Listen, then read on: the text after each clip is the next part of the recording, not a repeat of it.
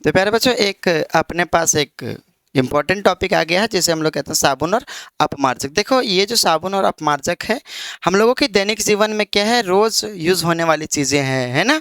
तो ये इससे लगभग लगभग क्वेश्चन बोर्ड एग्जाम में आता ही है, चाहे 1 नंबर में पूछा जाए, चाहे 3 नंबर में पूछा जाए, चाहे 2 नंबर में पूछा जाए, है ना।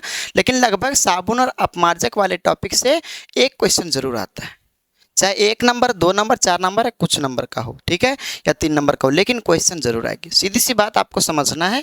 हम लोग अगर बोल चाल की अगर हम लोग भाषा में कहेंगे तो साबुन क्या है ना। देखो, साबुन क्या है, जो हम लोग अभी नहाते हैं, है ना, जिससे हम लोग कपड़े धोते हैं, वो क्या कहलाता है, साबुन कहलाता है। अपमार्जक की अगर हम लोग बात करें तो शैम्पू हो गया, कपड़े धोने वाला हो गया, जो डिटर्जेंट हम लोग कहते हैं सर्फ, वो क्या कहलाता है, अपमार्जक कहलाता है। देखो, सीधी सी बात, जो आज हम लोग जो साबुन की यूज़ करते हैं, वो कैसी खोज कैसे हुई, ये पुरानों सदियों से चली आ रही है, 2000 वर्षों से चली आ रही है। पहले लोग क्या करते थे, साबुन कैसे बनाते थे, जो बकरी की चर्बी होती थी ना, तो बकरी की चर्बी हो गया, और करेंज करेंज देखे हो गए आप लोग, तो करेंज की जो लकड़ी होती थी उसको जला के, और जो वो निकलती है राख, है ना, उस हिसाब से राख और उसमें चर्बी में मिला के, इस हिसाब से ये लोग पहले साबुन बनाया करते थे। लेकिन धीरे धीरे अभी तो बहुत कुछ सुधार हुआ, है ना। अब देखो, जो वनस्पति में कई सारे तेल पाए जाते हैं, बकरी की चर्बी की जगह में अब मान लीजिए वो हो गया तुम्हारा नारियल हो गया, है ना, और तिल हो गया, इन सब तेलों का भी ज़्यादा यूज़ करी जाती है, ठीक है, उस चर्बी की जगह पे। समझना है इस बात को। हम लोग नॉर्मली ये नहीं लिख के आना है कि साबुन सर जी जिसको हम नहाते हैं साबुन है, और जो कपड़े धोते हैं सर्फ और डिटर्जेंट है, मतलब अपमार्जक है ना। हम सीधे से समझेंगे साबुन का। देखो, डेफिनेशन क्या है, उच्च वसीय। उच्च वसीय का मतलब यहाँ पे क्या आ रहा है, तेल घी वगैरह आ रही है कि नहीं। जैसे अभी हमने कहा किसकी तेल, नारियल की, तिल की, तो ये सब चीज़ें किस में आ जाएगी, वसा में आ जाएगी ना, हम लोग जानते ही तो हैं वसा क्या है। उच्च वसीय कार्बोक्सिलिक अम्ल के सोडियम या पोटेशियम लवण को ही क्या कहेंगे, साबुन कहेंगे। देखो, सीधी सी बात, या तो क्या होगा, सोडियम होगा, या तो क्या होगा, पोटेशियम होगा, ठीक है। सोडियम अगर मिला होगा तो उस साबुन को हम क्या करते हैं, धोने में उपयोग करते हैं, धोने में। और पोटेशियम होती है तो इसमें नहाने में, है ना। इन दोनों में से ज़्यादा नमी किस में होता है, नहाने वाले में या धोने वाले में। तो आपका जवाब होगा सर जी, ज़्यादा नमी किस में होता है, नहाने वाले में, है ना। मतलब थोड़ा गीला गीला टाइप पे कौन सा होता है, नहाने वाला, और थोड़ा टाइट टाइट कौन सा होता है, कपड़े धोने वाला। मतलब उच्च वसीय कार्बोक्सिलिक अम्ल। देखो, सीधी सी बात आपको समझना है, ये आप अब यहाँ पे हमने आर क्या लिख रखा है, क्या आपने COOH क्या कार्बोक्सिलिक अम्ल वाला है कि नहीं। तो H की जगह पे हमने क्या लिया है, सोडियम या पोटेशियम। क्या ये आपको कार्बोक्सिलिक अम्ल दिख रहा है कि नहीं दिख रहा है। इधर आर क्या, ये आर है हाइड्रोकार्बन की लंबी चेन। क्या है, लंबी चेन, किसकी, हाइड्रोकार्बन की। समझ पा रहे हो। जैसे हमने लिख दिया, चलो C15H31, ठीक है, C15H31, फिर COO, और इधर मान लियो हमने लिख दिया Na, ठीक है, हमने इस प्रकार लिख दिया। तो क्या आपको नहीं लग रहा है कि C15 मतलब कार्बन की एक लंबी चेन बन रही। देखो, इस तरह से हम क्या लिखेंगे, C15 लिखेंगे। C15 क्या लंबी चेन बनाएंगे कि नहीं। देखो, इधर और बढ़ता जाएगा, जब तक C15 नहीं हो जाएगा तब तक हम बढ़ाते जाएंगे। फिर हम हाइड्रोजन हाइड्रोजन क्या लगाते जाएंगे कि नहीं, हम लोग इस चैप्टर में पढ़े।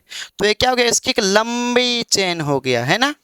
हम लोग यहाँ लिख सकते हैं, एक लिख सकते हैं कि लंबी चेन वाले या लंबी कार्बनिक श्रृंखला वाले उच्च वसीय कार्बोक्सिलिक अम्ल के सोडियम या पोटेशियम लवण को क्या कहते हैं, साबुन कहते हैं। अगर आप नहीं लिखे हैं तो कोई दिक्कत नहीं है ना, हम कार्बोक्सिलिक अम्ल लिख दिए हैं, है ना, उच्च वसा भी हम लोगों ने लिख दिया।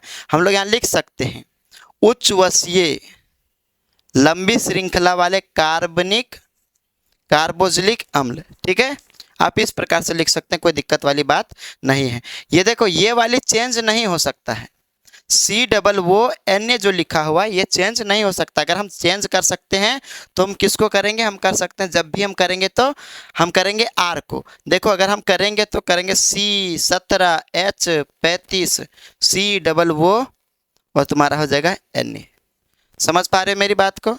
अब देखो, इसका नाम है इसका नाम है सोडियम, इस साबुन का नाम है सोडियम पामीटेट। क्या है?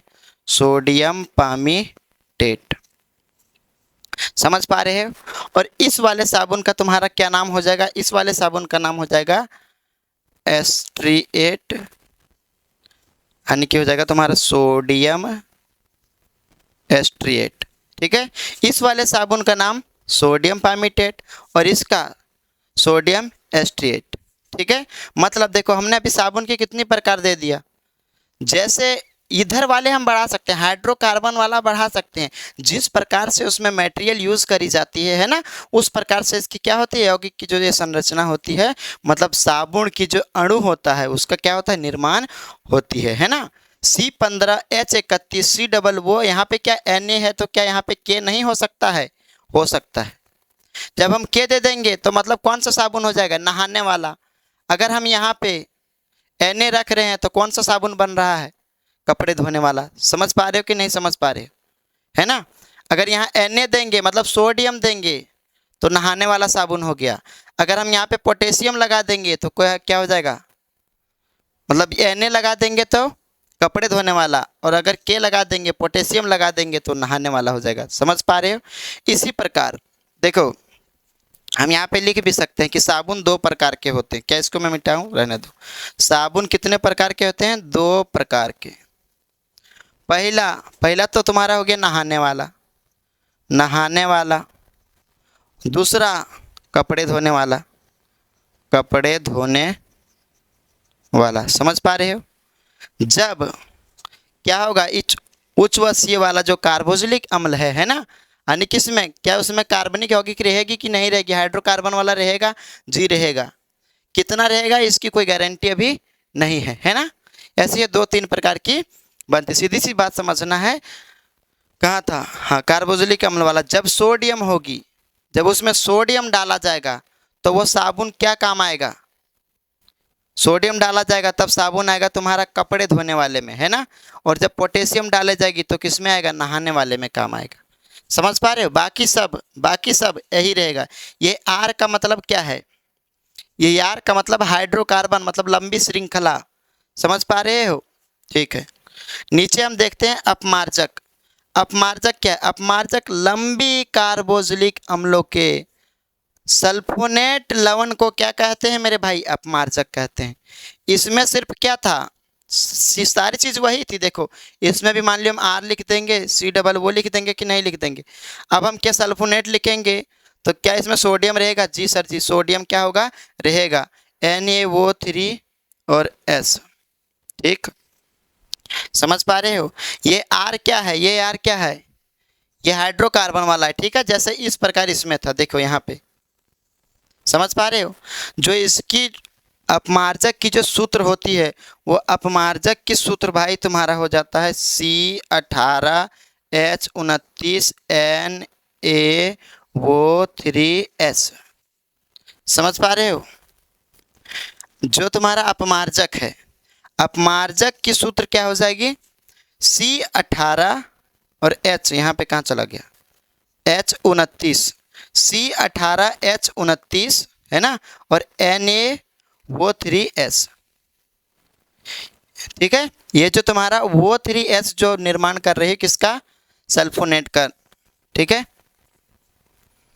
अब देखना सीधी सी बात, ये भी दो प्रकार के होते हैं, ये भी दो प्रकार के होते हैं। पहला हम, चलो इसको लिख लेना। ठीक है, इसको इधर लिख लेना आप स्क्रीनशॉट करके। ये दो प्रकार के होते हैं, पहला तो शैम्पू और दूसरा डिटर्जेंट। ठीक है, डिटर्जेंट आप लिख सकते हैं सर्फ।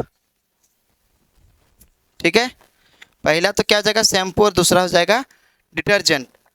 अब देखो इसी मैं गोदापेदी कर रहा हूँ, कोई भी दिक्कत नहीं, आप समझो, है ना, फिर लिख लेना फेयर करके। दूसरी चीज पूछा जाता है जल रागी और जल विरागी। ठीक है, मैं इसको इरेज करता हूँ। जल रागी, ठीक है, जल रागी और जल विरागी, इसी में से साबुन और अपमार्जक में जल रागी और जल विरागी। अब जल रागी और जल विरागी क्या, सीधी सी बात समझना मेरे भाई। हमने कहा C15H31 है ना, C15 और कितना हो गया H31, C डबल वो और हमने ले लिया Na। ये क्या कहलाएगा, ये कहलाएगा तुम्हारा सोडियम सोडियम पामिटेट। क्या कहलाएगा ये कहलाएगा सोडियम पामिटेट। मतलब ये कौन सी साबुन अभी हमने लिया है, जो हमने साबुन लिया ये कौन सी साबुन लिया है, देखो हमने डाला सोडियम, और जब हम कार्बनिक यौगिक यानी जो कार्बोजिलिक वाला होगा है ना, कार्बनिक यौगिक में जब कार्बोजिलिक अम्ल में हम क्या करेंगे, सोडियम को डालेंगे, ठीक, तब कौन सा साबुन बनेगा, धोने वाला। ठीक है, समझ पा रहे हो, कौन सी बनेगी यहाँ पे, धोने वाला साबुन बनेगा। तो जब धोने वाला साबुन बन गया तो धोने वाला साबुन का काम क्या है, धोने वाली साबुन का काम है कि मान लीजिए कि यहाँ पे हमने कपड़ा बना रहा हूँ, चलो ये हो गया, शर्ट बना दिया, चलो ठीक, ये हो गया तुम्हारा मान लियो शर्ट। अब इस वाले शर्ट में यहाँ पे मान लियो लगी हुई है गंध, ठीक है। अब जब ये वाला शर्ट को हम पानी में डालेंगे, या तो हम शर्ट को पहले पानी से निकालेंगे, उसके बाद यहाँ पे जब हम साबुन को रगड़ेंगे, जब साबुन को रगड़ेंगे तो ये मैल कैसे निकलता है, ये काम किसका है, ये काम है मिसेल का। और मिसेल में ही जल रागी और जल विरागी होता है। जल रागी का मतलब जल से जिसको प्रेम हो, क्या कहलाएगा, जल रागी। और जल विरागी का मतलब जिसको जल से प्रेम नहीं हो, मतलब जल से दूर हटेगा। देखो जो हमने ये लिखा है, ये अपना ये जो हो गया, ये हो गया आयनिक, और ये हो गया, इसमें आयनिक नहीं है और इसमें आयन है, इसमें आयन नहीं है ना। इसकी अगर हम करेंगे ये वाली लंबी श्रृंखला को, तो देखो हम ऐसे कर सकते हैं, ठीक, इस प्रकार से आप किताब में देख पा रहे हो। ये जो तुम्हें दिख रहा है, ये क्या है, हाइड्रोकार्बन यौगिक है। ये क्या है, हाइड्रोकार्बन यौगिक।